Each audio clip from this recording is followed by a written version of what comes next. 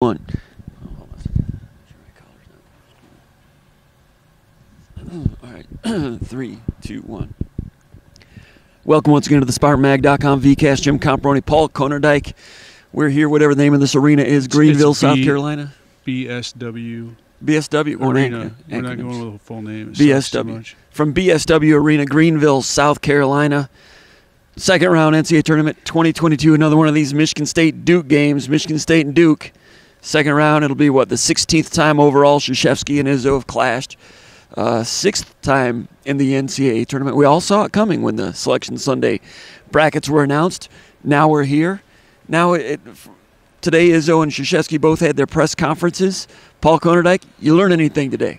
I learned that Mike Krzyzewski doesn't want to talk about it being about him and about Michigan State, and I get that because the amount of pressure on that team of his, with this being his farewell tour, he might not want it, but that's what this is about. This whole year has been about, and those guys have played with an immense amount of stress. I don't say pressure because I think it's different. I think it's stress. I mean, because you start thinking about, hey, we're not going to – what happens if we lose? We're supposed to win this game, but, with all these fans here, what happens if we lose? And the closest I can think of – I can't think of anything to kind of equate with the Krzyzewski factor, but there's going to be so many Duke fans in here, and it's kind of like when Michigan State played Louisville in Indianapolis. There's so many Louisville fans in there.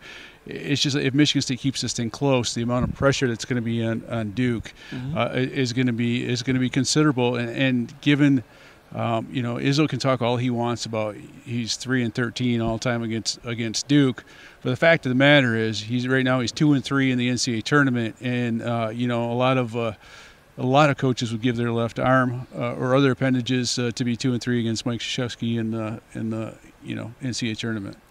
If you've met Duke 5 times in the NCAA tournament, that means you've had a pretty good career too. And usually you've met them, with Michigan State's case, it's usually further down the road. Yeah. This is the earliest they've met in the NCAA tournament. Every other time that they've met, it's been Sweet 16 or later. So now Duke's got Michigan State a little bit earlier. And, Michigan State's not been great this year. We all know that. But the culture and the brand came to the forefront, I think, last night when they beat Davidson here in the last 6 minutes. They grasped onto, I think, the Michigan State expectation. I think that's kind of what helped them in a lot of ways, the responsibility. They kind of, I don't want to say they went into automatic pilot, but they were different in the last 6 minutes. And part of that was Michigan State flipped a switch defensively, played more pressure-oriented defense. We said that prior to the Davidson game, that would be less of a 6 eyes gap control defense and more get out to your guy. And Michigan State really stressed that in the last 6 minutes, and that's when you saw Davidson have those consecutive shot clock violations. I'm not sure Michigan State could have played that way the whole game. Davidson would have had some counters to that. But Michigan State's, as we said last night, as the season goes and they grow, they've got more buttons they can push, and that's all part of becoming a better team, which they are right now. One of the things that Mike Krzyzewski said today in the press conference, he was talking about Michigan State, and he was talking about what teams have done in the last 5 games. And when you look at what Michigan State has done in the last 5 games, that's a whole different team than the team that went through that losing streak in early March and late February. February was a throwaway month for Michigan State. But if you look at that version of Michigan State, the last 5 games, and the game that Krzyzewski cited was the Wisconsin game. Yes. That's the team that he doesn't want to face. He does not want to see the Wisconsin the version of Michigan State that beat Wisconsin. Wisconsin's got a great player in Johnny Davis. They've got some veterans that make some big plays, and they've got some matchup issues, and Michigan State played a great game against those guys, and that's not what Mike Krzyzewski wants to see, and I think he understands. Just there's some subtle things that he said today. I think he understands that this is not going to be a cakewalk for them, and even though they blew out Cal State Fullerton on paper, if you look at that paper, if you're a box score watcher, there are some things in there that you're like, oh, okay, maybe numbers. The final score isn't indicative of the game that Duke played. I mean, I look at the 20 transition points, and I think Fullerton could add a whole heck of a lot more than that. That's kind of, if you're Mike Krzyzewski, you're saying, hey, we played good. He's trying to say that Fullerton is a great team. I get that, but now you're getting ready for Michigan State, and you got to stop the staples. You got to deal with the defense that Michigan State plays. It's been kind of lately been good, but flagging throughout the season. You got rebounding. has been a grab bag. I thought, in the Big Ten tournament they took a step forward in that regard. But then the transition offense is something that Michigan State players are just, they love to play in the NCAA tournament because typically you're allowed to run a little bit more, and not everybody is selling out, or not everyone's used to facing Michigan State transition offense and knowing exactly what happens to you if you don't get back in transition. So it should be pretty interesting matchup. But to me, Michigan State's going to have the crowd against them, but there's so many other factors that add to the stress level for Duke, and Izzo mentioned as much, and he kind of tried to play it up a little bit. I think it's a little bit of gamesmanship, but he's talking about distractions. He mentioned that several times in the press conference, and I think he's probably playing up with his team. This is a Duke team that is facing distractions. They're not bad distractions. They're just distractions that come with the territory. Just like Michigan State's faced distractions in the past. When you win the Big Ten tournament, everyone is you're everyone's favorite to win the whole thing, and the president picks you to win the whole thing, and you don't. Those are distractions. Those are things that come with with being highly ranked. This distraction is something that no one's ever had to deal with in the Duke program, and it could play right into Michigan State's hands. Duke is still growing, or they still want to grow, and that tells you what Krzyzewski thinks of his players. Are they still growing, or are they not where he wants them to be? Both, right? So, and I was surprised that Krzyzewski and I think one of the players talked about how they felt they made progress in that Fullerton game. I'm watching that Fullerton game. I'm like, man, Duke still has flat tires out here, or some screws loose. And they felt they made progress. The player, I think it was Williams, the center, said he felt they made progress in terms of defensive communication. In other words, they didn't feel it had been good in previous games. And Krzyzewski, as he always does, talked about how good the opponent was last night, and he felt that they made progress. But they're still trying to grow. For number 2 seed, they are not coming in peaking. Maybe they peaked 2 months ago. Maybe the ACC was weak during the regular season, and maybe Duke wasn't so good back then, but the opponents they faced didn't really reveal that to themselves. So, and then also Krzyzewski's talking about, he's kind of mentioned in passing a few times that he mentioned, I'm not sure how much these guys are listening to me, or not how many, if the terms, the definitions that he used, he didn't know if they understood some of the past people he was talking about, but he also, I took it to mean he's not sure if he's sinking into these guys, which is what Izzo was talking about his own team like in early February. Krzyzewski had words to that effect when they lost to North Carolina in his last game ever at Cameron, and maybe he can get through to them. He's the greatest coach of our generation, but they didn't go to the NCAA tournament last year. They've got an influx of some good freshmen. Banchero is an outstanding prospect. Is Banchero more concerned about his NBA draft status than his first ever NCAA tournament? Who knows? But Krzyzewski's won a lot of games. He's one of the great ones, but he's putting together a puzzle right now that's a little different than most Duke puzzles. Yeah, and you think about it. I mean, they didn't go to the NCAA tournament last year. That's something that we don't. I mean, it's easy to say, oh, COVID year, whatnot, but the number of players that they have turned over on a regular basis. So you can say all you want about, oh, this Michigan State team isn't a Michigan State team, and I agree with you. You look back when Michigan State beat Duke in the NCAA tournament a few years ago. And, yeah, Cassius Winston, Xavier Tillman, and those guys aren't there. But I'll tell you what, Zion Williamson and R.J. Barrett aren't there for Duke. So both these teams are different. Neither of these teams are as good as those two teams that met to go to the Final Four. I agree. That said, this Michigan State team, with a couple guys like Marcus Bingham and Gabe Brown and Joey Hauser, who experienced the NCAA tournament at Marquette. These guys have been around for a little bit, and these guys, they've had some experience. And now that they've gotten this first game, their stress was last night. Michigan State's stress was getting past Davidson.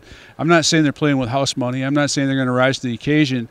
But, this Michigan State team, if they play like they did against Wisconsin, if they play like we've seen them on occasion when all the sum of their parts is where it is equal to the task, it could be a big win for Michigan State. I would not personally be surprised if Michigan State beats Duke in this game. I'm not going to go out and say I think Michigan State's going to beat Duke, but when you put all those factors in together, the stress on Duke, is Krzyzewski feeling like maybe he's not relevant, and he's relevant to college basketball, but in terms of his program right now, these guys aren't thinking about next year. They're thinking about right now. Like guys like Banchero and some of the other draft pick type guys. They are probably thinking about their draft stock, and this is a chance for Michigan State to rise up. But a few things have to happen. You're going to have to see that. You're going to have to get the A version of A.J. Hogard. Yes. You're going to have to get the B plus, A minus version of Tyson Walker. Those point guards are going to have to come ready to play because guards are what get the job done. In March, and Tyson Walker, A.J. Hogard, they've turned into a pretty dang good tandem over the course of the year. They've developed and they've come a long ways, but this is going to be a big test for them, especially going against some physical, some bigger body Duke players, and we don't know how it's going to be called. But that two-headed monster at point guard, if it is a two-headed monster that benefits Michigan State, and then you look at the wings, you look at the two wings. Gabe Brown played a good game last night, and I thought he did a really really nice job. But this is a game where Max Christie needs to hit open shots when they're available. You can't have a game like this, and we've seen this in some Duke matchups. You can't have a game like this where your wings are open in transition and they don't make shots. That plays right into Duke's hands, and that's demoralizing in a game like this. So Max Christie has to hit open shots. He admitted today that he was nervous last night, and that doesn't surprise me. It's a different type of stage. So maybe he's got his feet up under him. Maybe he'll play better. He needs to. For Michigan State to advance, they need a good game from their wings, a good game from the point guards, and then you got to have some bigs do some. You got to have Marcus Bingham be the version we've seen from Marcus Bingham when he plays Duke. I mean, he's had some good games against these guys. Yeah, and Julius Marble, I think, had 12 points, 6 of 6 last year against Duke. You're right about Christie. When he mentioned that he was nervous last night, and good for him to admit he's a human being, a freshman playing his first NCAA tournament game.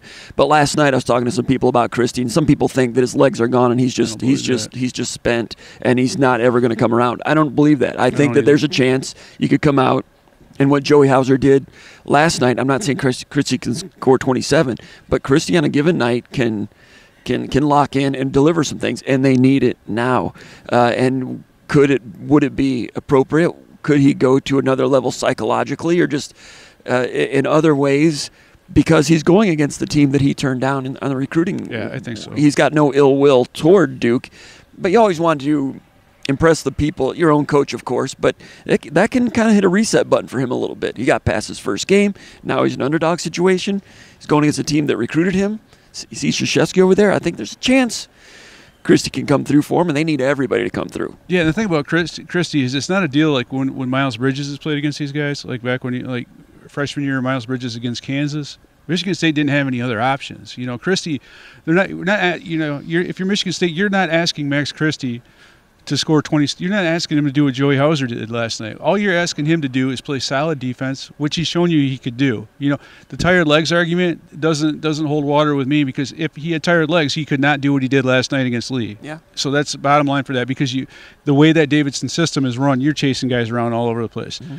So yeah, did it maybe affect his offense last night? I don't know. I don't think so. I think nerves affected his offense, but defensively, I don't buy the tired legs argument, because he's doing what he needs to do on defense. I've seen tired legs before, and tired legs don't fail you on offense, but suddenly come back on defense. So that's part one. But going back to what I was going to say earlier is they're not asking him to do the world. They're not asking him to have a triple-double. They're asking him to hit open shots. And when offense comes to you, capitalize. Yeah, and make good decisions. Don't turn the ball over. Hit open shots. Run the floor. Defend. Those are doable tasks. And I think with the way this team has come around, and as different scorers have emerged, with that 2-point guard look and stuff like that, Walker and Hogard both scoring, Marble giving good stuff, Bingham doing some really good things and rebounding, Gabe Brown hitting some open shots, that takes pressure off Max Christie. And one thing you've seen from Max Christie is when he's on, he can hit open shots. I think it was against Maryland. Which game? I can't remember which game it was in the Big Ten tournament that everyone's like, oh, Christie's back. Well, he didn't do anything. Maybe it was the last game of the regular season. He didn't do much in that game other than hit open shots, and there were open shots there. So I think he's capable of doing that. Playing against Davidson, that's kind of a curveball. I think he will rise up in this game, and I do think that I do think you're going to see a good game from Max Christie. If Michigan State has a bad game from Max Christie, bad game from Gabe Brown, it's going to be lights out. And we've said that like in several podcasts or this year. Like, who are you going to beat if your wings don't shoot? It's not going to happen. Just like when they beat Duke with J.J. Redick and those guys in the 2005 Sweet 16, it does not happen unless Ager and Shannon Brown are hitting. Your face card's got to come and play. So, you were talking earlier about Duke and the pressure that they've been under. There was something that Wendell Moore said, the guard for Duke. He was talking about and he mentioned the pressure. We've had adversity all year because of what we've been facing. And Williams, the center, was two seats down from him, and Williams just kind of nodded. Like he was feeling it too. It's just like what you're saying. Yeah. They have felt it. Is that a reason that they've not quite come together like a Duke team normally would? Krzyzewski said they all get along well together, but that speaks to some of the questions that people have about this highly talented Duke team that hasn't really gelled. Right now, Michigan State and Duke are, of course, blue bloods, big-time brands, big-time teams, but the way these teams have played most of the year and in the last 6 weeks, they are not Final Four teams right now. Maybe Duke can harness that, but this is it for Michigan State right now. They win this game, the season's a success. Yeah. Then it is house money. Duke is still searching to the point where they've changed their starting lineup with Roach as the point guard, 6'2", replacing Keels. Keels is a 6'5" guy. When they had Keels and Moore together, it's kind of like you have two, guys that are 6'5.5", like Izzo said, linebacker types. Neither one of them is a true point guard. So at this late stage, they put Roach in. I know Roach has played as many minutes as Keels, and Roach had a really big game when they had a tight victory over a mediocre Virginia team at Cameron Indoor about 3 weeks ago. Roach played really well in that game, but making a starting point guard change with Roach, a 32% three-point shooter, who is a good true point guard at 6'2", but not what you normally see out of a number 2 seed, Paul. Yeah, Michigan State's still under construction too in some ways, but a number 2 seed making changes like this. Well, to the point of being under construction, that Coach Krzyzewski was saying, well, I don't know what these guys can do, but they need to have another. You don't usually see a Duke coach talk about they need another week to see if we can put another layer to it. That's what he was talking about. I don't know how far these guys can go. They need more time together. We need more time to work on them. That's different. Usually you're not hearing that from a Duke team. Like Izzo will say that every single time because of the way Michigan State is. They're always focusing on the things that are going wrong and the things that need to be better, and they're trying to get that crap taken care of. But it's different to hear Coach K talk about what Duke isn't, and it's rare that like the times that Michigan State has beaten Duke recently, their point guard play hasn't been great. I think like in terms of like high level scorer, the guy that's going to, like when Michigan State gets beat by Duke and it ends up being a 10-point, 15-point deficit, it's always a deal where the point guard bails them out into shot clock and hits some shots that they shouldn't, or finds someone under the rim for a dunk or something like that. Now, Michigan State doesn't necessarily have a guy like the point guard. All season long, they haven't had a guy that like a Cassius Winston that's going to drop 25 points, but they have been getting like really good late clock play from their point guards of late. I think with a Duke team, I'm really not used to seeing a point guard, them not have that point guard. And I think sometimes you can get to the point where you're recruiting, and when you're recruiting at such a high level, some of the point guards that are considered point guards are what you would consider NBA-style point guards, and they're not necessarily point guards. They're just wings that have a handle. And do those guys develop the feel for the game? Do they run the system the way you need them to? And are they advantageous to your program at present, or are you playing with, like a guy that has upside long-term potential if he learns how to shoot or learns how to pass or something like that? And I just wonder sometimes if you can over-recruit that position. And speaking of point guards, Michigan State last night, Tyson Walker played, had a good productive game, but the ankle situation is still a situation. Late in that game, Walker had the ball in his hands with about 90 seconds to go and tried to create something, missed a little 16-footer, and I think AJ Granger, Hauser got the offensive rebound and fouled. I think Hauser got the offensive rebound, fouled, made 2 free throws, maybe 90 seconds left in the game. But during those free throws, after Walker was trying to create for himself, one of the few times in the game where Walker really tried to do, what Walker does and didn't make the shot, Michigan State got the rebound. Hauser went to the free throw line. While he was at the free throw line, Walker was like flexing that ankle. And he was like, you could tell that was hurting him. I don't know if it hurt him the entire game or if he retweaked it late in that game when he's trying to create for himself. But the point is, he has limited it seems like he only has, so many bullets in that belt to go to. He tried to fire one there in that late stage situation. They rested it and rehabbed it prior to this weekend. What level of Tyson Walker might we see? We know he's going to go all out, but that's March. There's a lot of people that are kind of banged up a little bit, but the Walker injury thing, that's not completely in the rearview mirror at this point. Yeah, and he also had a play late where he had a little layup under the hoop that was nice. And he did move a ton on defense. I'm telling you, I don't know how many minutes he played last night, but he played. His minutes were full. He had to do a ton of work, and going up against Lawyer, I think he's gonna be fine. But that's the advantage when you do have 2 point guards. Sure. And maybe one of them fits better in some situations than the other one. I mean, the one thing that Michigan State does have with Walker is that sometimes it's beneficial to have a quick, speedy, like a classic UConn style point guard with those quick hands. And sometimes it's really advantageous to have a muscle guard like a Hogard who does a really nice job getting in the lane and also is increasingly seeing the floor and making great decisions. The elephant in the room is Banchero. Yeah. One of the top 3 draft picks expected to be next year, NBA draft. A lot of people, raving about his talent. He has a lot of talent, but if you watch him enough, he's a freshman with a lot of skill.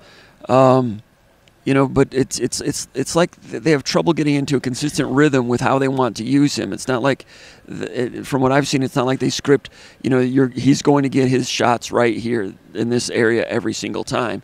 And then there's times when, he'll force some shots and go hunting for a shot. Maybe some immaturity. He's a freshman. He's very talented. But it's not like he's going to come out here, in my opinion, like Murray at Iowa, where he's going to get his 25. Maybe he'll. I mean, he puts up good numbers and he's a good 3-point shooter, but very, very talented. The question is, who's going to guard him for Michigan State? Hauser's the 4. Banchero plays the 4. Hauser's going to guard him at the outset. And last night, when Izzo was talking about when Miles Bridges was in the locker room and he wanted Bridges to rub up against Hauser and maybe some of that athleticism would rub off onto Hauser, he was joking, but he was already looking forward to this matchup. Hauser, he's become a nice greasy defensive player, making it work here and there. Now he's going up against a Rolls Roycer, as Dick Vitale would say. And Paul, I've always said, back the people that used to get Spartan magazine, when we would do our tournament preview magazine before the brackets would come out, I would do a checklist of the Michigan State team. How well do they stack up against past Final Four teams? In order to get to Final Four, from what I've seen in the Michigan State system, you needed this, you needed this, you needed this, you needed this. Among those things, you had to have good post defense. You had to have enough depth to be able to have Michigan State's running attack work for you. You had to play good on-ball defense at the point. You need a defensive stopper at the wing position at like a 6'5" type of guy. And you had to have somebody who could guard a mismatch 4. I used to call it a mismatch 4 back before the term stretch 4 came into existence. Banchero's both of those things, and he's 6'10". He's a guy that can hit 3-pointers, but also drive with power and finish with power to the rim. You have to have a guy that can guard a mismatch 4. That's what Michigan State did not have when they lost to Middle Tennessee State. Right. And that's what Michigan State did have in Xavier Tillman when they beat Duke and Zion Williamson. You have to have that card. Not only did they have Xavier Tillman, they also had Kenny Goins, so it wasn't just on Xavier Tillman. And that, Michigan State's got 2 4s now, but neither of those guys are you're going to say, hey, they're. I thought coming into the year that Malik Hall could be that guy, but as the season's gone along, it's not really come to fruition. The fact that we're talking about Joey Hauser as the guy that's going to defend at least 20 minutes. Banchero. I mean, the fact that we're even that's the first thing we're talking about just tells you how far Hall has kind of dropped in terms of overall productivity and what he can bring to the team. I think for a guy that's a captain, this would be a time where if he's got captain material in him, it would be for him to step up and absolutely deliver as much as he can. And we saw that from Goins. We saw that from Tillman. Banchero is not Zion Williamson. Zion Williamson is the most he's like the basketball version of Bo Jackson, in terms of just like elite super athlete. And the job that Michigan State did on him was just phenomenal.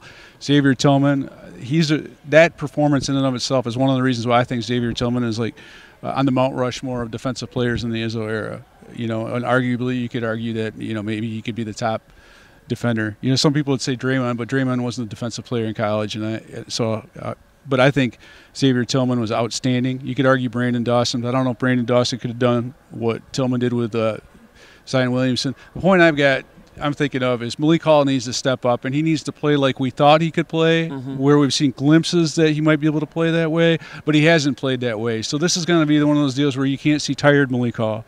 And you know what I'm talking about. You see that kind of glazed look in his eyes, and he's a little bit late on recognition, and everything's like a fraction of a second off. And we've seen that from him from February on to right now. He has little bits and pieces here and there where he snaps out of it, like the layup he had last night after he hit his head. But they need veteran upperclassmen, sense of urgency Malik Hall, and he needs to deliver and play with as much energy on defense as he can and use that basketball IQ that he obviously has, and he needs to deliver in this game. And that's going to be a big factor. But the other thing you always wonder about is when you have a guy like Banchero, and it's not always set play type stuff. A lot of it's isolation type stuff. Does he play? Does he defend himself like the dude Jabari Parker against Lehigh? I'm thinking of there's nobody in the Lehigh program that had any business defending Jabari Parker in that game. But in that game, Jabari Parker played himself right out of relevance at that moment with the way he played. So basketball is a team game. That's a huge mismatch in favor of Duke if he plays within the structure of their system, if he doesn't try to be something he's not yet. Maybe he'll be that at the next level, but if he tries to do too much and tries to be like, I'm going to be the one that delivers Coach K to the Sweet 16, or I'm going to make sure that I'm absolutely the overall number one pick in the draft, you can play yourself out of stuff. And we see guys do that all the time. We saw Miles Bridges do that as a freshman, even like Jaren Jackson. Guys just aren't, Gary Harris. I mean, those are good players, guys that you knew were going to the NBA, guys you knew were going to be first-round draft picks, and they try to do too much. If he tries to do too much in these type of situations, it could be a problem. Now we've all seen good Duke players, have huge nights against Michigan State. I mean, it's a part of the narrative, but it's typically not a four-man that does a lot of ISO stuff. It's usually a point guard, and sure. So we'll see. He's a great player, but I'm not saying just because Michigan State doesn't have a defensive player to stop him, one-on-one, that Michigan State's going to be in a terrible place, because I think Michigan State can beat Duke by being a great team. And, now that Michigan State does get back to six eyes defense, now they look to see who they can sag off of, and it's Roach at 32%. Right. And if Hogarth's guarding Roach, Hogarth at 6'5" is keeping an extra eye on number 5 when he drives. And so, last night when Menegma or whatever his name was, the kid from Australia or from New Zealand, hit the 2 3-pointers, and he played really well in their title game against Richmond. Came out, hit 2 3-pointers. But at the end of the game, when they were sagging off and trying to help, the way Davidson does things, you're jumping out on Lee, and they're doing that touch pass down low to 35, and you had Magma's guy sagging off of him to take that away. They're leaving Magma alone, even though he was 4 out of 4 from 3 against Richmond and 2 out of 2 in 3-pointer in the second half or in the first half. That's still the poison you pick, and he airballed it. Okay, you still got to pick somebody. This is not a Duke team where they all shoot like Trajan Langdon. Yeah. There's guys you can sag off of, and if your point guard is 6'4" and strong like Hogarth, he can help a little bit. So you get back to the 6 eyes defense they played at Wisconsin. They couldn't play 6 eyes defense against Davidson. Different horses for different courses. Michigan State will be buying back into that now, and Izzo's got a locker room that they're all believing and paying attention. And like the players mentioned, I forget who said it, but he wasn't disrespecting to Duke, but saying how different Duke is from Davidson. And one of the things that I forget who it was that said this was Davidson had guys that shot at every single position. Davidson had guys that could hit threes at every single position. This is different. Duke has some guys that we need to be really concerned about, but other they didn't say other guys we don't have to worry about, but the Davidson thing is a system in that the dude that hit a couple of those guys that hit shots in the first half that don't usually hit shots. That's just part of it. Davidson recruits 3-point shooters. They might have a bad percentage during the year, but those guys are conditioned to shoot threes. Some of these guys on Duke, We've seen Duke teams that Michigan State has played in scenario like the NCAA tournament, and the guys that you didn't expect to step up and did it. Mm-hmm. But I don't think that they have that kind of personnel. Where I don't think a guy's going to come off the bench and just score 30 points. Well, Keels will be coming off the bench, and they don't go that deep in the bench, but Keels has had some moments here, and he's supposed to be an NBA player. But Roach is a guy, I think he's a key player because he's not a great three-point shooter, but he's pretty good, and he'll have some opportunities. And if he hits on that night, then Duke's going to be ahead of the game. And it's like when Majerus played against Izzo's team in 2000 in the second round. He said he was looking for a soft underbelly on Michigan State's team, didn't really find one, and kind of determined that Cleaves' shooting was the one they had to operate against. They sagged off of Cleaves, right. And Cleaves hit shots against Utah that night. You look when you're going against Banchero and these guys, you're looking for ways that you can create 4.5 against 5, or 5 against 4.5 in those situations. That's what Michigan State will look to do. They've done it before. They'll roll the dice and see how it turns out in this particular game. Michigan State's in it. And it's going to be interesting. And here's the other thing. If Michigan State had played Davidson 3 weeks ago and gotten behind with 5 minutes to go, they would have all expected to lose. There's a different expectation with the team now. They kind of expected they could pull it off. I'm wondering about Duke. They had that nightmare against North Carolina and a nightmare in the ACC championship. ACC tournament championship is everything down there in ACC country, down here in ACC country. And they were blown out by Virginia Tech. If things start to go sour, will they have the doubt that Michigan State had within themselves 3 weeks ago? And that's one of the things that you worry about when you've got a large fan contingent. I've been thinking, watching Michigan State this year at home. There's been some games where Michigan State has gotten down. The guy misses a free throw, and there's a collective horror. Yes. And that's one of the things that kind of add to that stress. If Michigan State is matching Duke shot for shot, if Michigan State is getting points in transition, there is going to be a vocal shock and awe type of effect. And, we've seen that. I go back to that Louisville game in Indianapolis. Those fans were absolutely shocked that Michigan State was tearing them apart. Mm-hmm. And I'm not saying that Michigan State's going to do that in this game, but I'm just saying the big crowd can be a positive, but it can also be a negative, especially when there's kind of a defeatism or a negative energy. If there's some players, bad body language, negative energy, shots aren't falling or free throws aren't falling, that's just going to magnify it with the crowd in the stands. Duke's carrying a lot of weight with this program right now. One other thing, the one time, Izzo's great in one-day turnarounds. That's his thing. He was asked about today, 79% winning percentage in the NCAA tournament when he has a one-day turnaround. We've talked about that for years. He's only played Duke one time with a one-day turnaround. All the other times were like the first game of the Final Four or the first game of the second round Sweet 16. Only one time was a one-day prep. That was in Washington, D.C. in the regional finals, Elite 8, one-day prep, and Izzo outcoached Krzyzewski badly that day. And now Krzyzewski's outcoached everybody else most other days. Every coach has his day, but that day belonged to Izzo. We'll see if he can do it again. Michigan State, they're in it. They're going to have a shot. There's a path to victory. It's going to be difficult. Duke is the favorite. They should be. They've got better talent. But they've got some question marks, too. Michigan State's feeling good about themselves. It's going to be fun. Paul, anything else? It's exciting, man. It's great to be back in the NCAA tournament, in this type of environment. Yeah, Michigan State's in it with Duke. It is the big game of the second round of the NCAA tournament. Deservingly so. 2 great programs, 2 great coaches. We'll see what happens on Sunday here in Greenville, South Carolina. For Paul Konyndyk, Jim Comparoni, been watching the VCast, SpartanMag.com.